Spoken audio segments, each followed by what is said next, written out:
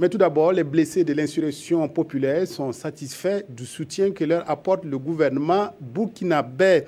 Ils ont exprimé hier leur reconnaissance aux autorités au cours d'une conférence de presse animée par leur association. La prise en charge des soins médicaux de leurs membres par le gouvernement est saluée à sa juste valeur, même si quelques doléances demeurent encore à être satisfaites. Reportage Urbain Sommet, Vincent Tiendre-Béogo.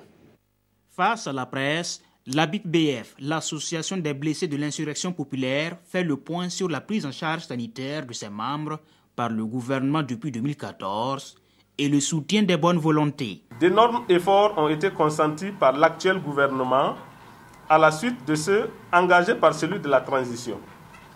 En effet, le bilan révèle qu'au total, 7 de nos camarades ont été évacués, dont 3 entre 2014 et 2015.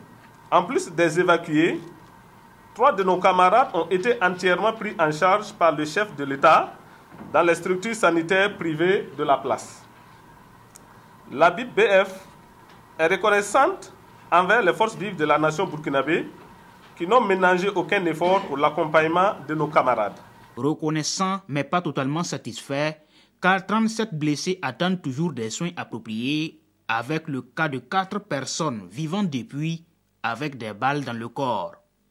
La BBF a aussi abordé des questions d'actualité, notamment la réconciliation nationale, et s'est montré très critique vis-à-vis de la CODER. Nous souhaitons tous la réconciliation entre les filles et les fils de notre chère patrie, mais nous tenons à rappeler qu'elle ne sera effective qu'après la vérité et la justice. La démarche actuelle de la coalition pour la démocratie et la réconciliation CODER, pour nous, est une insulte au peuple insurgé. Franck Sia et ses camarades ont aussi dénoncé un silence de l'ex-CEFOP, celui du temps de ne se préoccupe plus de leur sort, alors que c'est lui qui lançait les appels à manifester, se sont plaints les conférenciers.